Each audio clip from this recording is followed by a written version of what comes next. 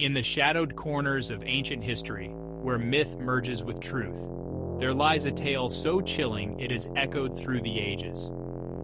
This story, drawn from the dusty scrolls of the Bible, revolves around a king driven to despair, a forbidden summoning, and a ghostly prophecy of doom. It is a narrative that not only captivates with its spectral elements, but also offers a profound commentary on fear, power, and the inevitable consequences of defying the divine order.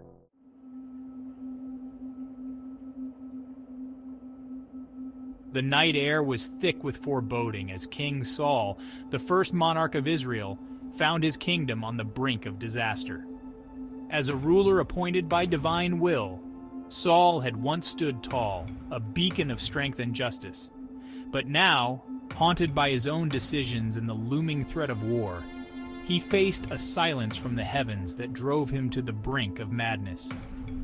This is the story of a king who, in his darkest hour, sought answers not from his allies or advisors, but from a ghost of the past conjured in the dim light of a witch's hut.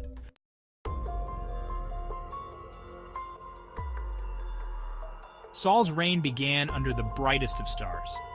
Anointed by the prophet Samuel, he was destined to lead. But power is a precarious throne, and fear a cruel master. Over time, Saul's victories on the battlefield were overshadowed by his inner demons: jealousy, insecurity, and an unshakable fear of losing divine favor. As his mental state frayed, so did his kingdom's stability, setting the stage for a crisis that would not only test his leadership, but his very faith.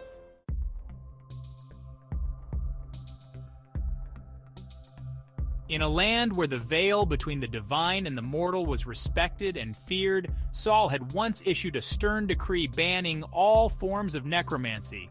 These dark arts, believed to disrupt the natural order and invite divine wrath, were anathema to the God-fearing.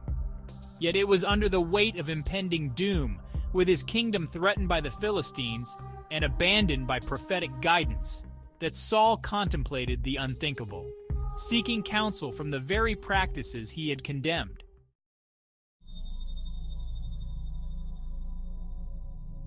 Under the cloak of darkness, a desperate king made his way to the village of Endor, infamous for its associations with the supernatural.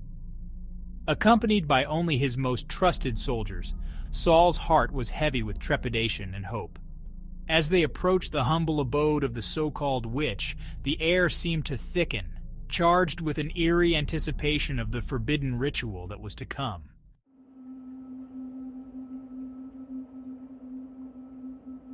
Inside the witch's dimly lit hut, ancient incantations filled the air, a language forgotten by time but understood by the shadows. As the witch beckoned to the world beyond, Saul's skepticism battled with his desperation. The candles flickered as if in protest, and the air grew unnaturally cold, the first sign that something from beyond was about to breach the mortal realm.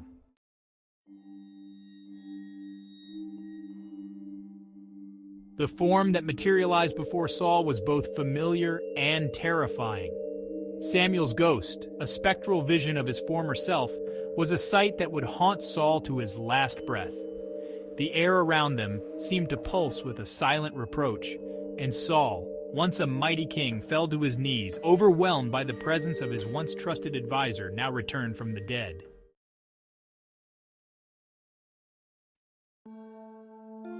"Tomorrow," the ghostly figure of Samuel intoned, his voice a hollow echo of despair, "you and your sons will join me in death."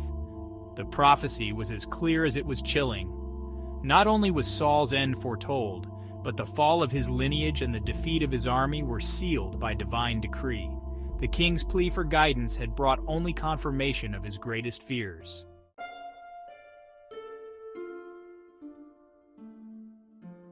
As dawn broke over the hills of Gilboa, the clashing of swords and the cries of warriors filled the air.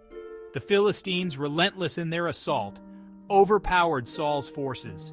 One by one his sons fell, their blood seeping into the soil of their homeland.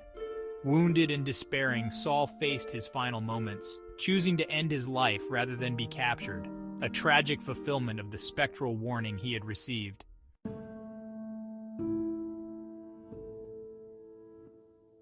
The battlefield lay silent, a grim tableau of the cost of defiance and despair. Israel was leaderless, its king and his heirs gone, a nation in mourning and disarray. In the quiet that followed, the story of Saul's final night, his forbidden summoning, and the ghostly prophecy became a somber legend, whispered as a caution against the perils of forsaking divine guidance.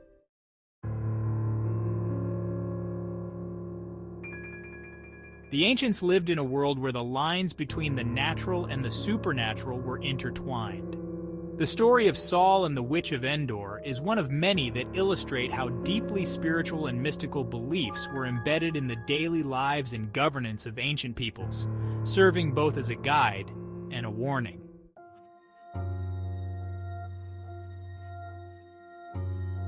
At the heart of Saul's story are the timeless questions of morality and power. His turn to necromancy, driven by desperation, challenges us to consider the ethical boundaries one might cross in pursuit of salvation. It serves as a profound moral lesson on the consequences of allowing fear and power to dictate one's choices.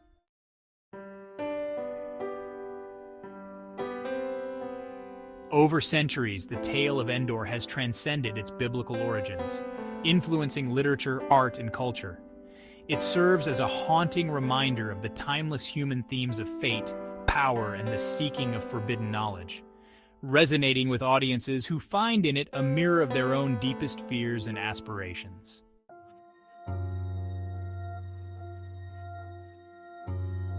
The Haunting of Endor remains a powerful narrative, not only because of its ghostly elements, but also because of its deep human context. It challenges us to reflect on our own beliefs about fate, free will, and the moral choices we face in our darkest moments.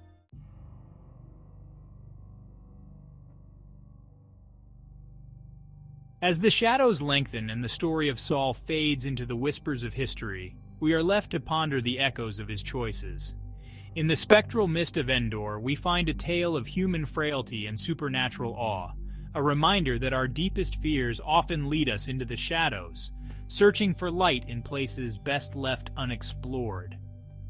As we delve into the haunting tale of Saul and the Witch of Endor, let us be captivated by the eerie blend of supernatural fear and moral complexity. This story serves not only as a ghostly narrative from ancient texts, but also as a poignant reflection on the human condition. Thank you for joining us on this spectral journey through biblical history. May it inspire both awe and introspection into the depths of our own beliefs and actions.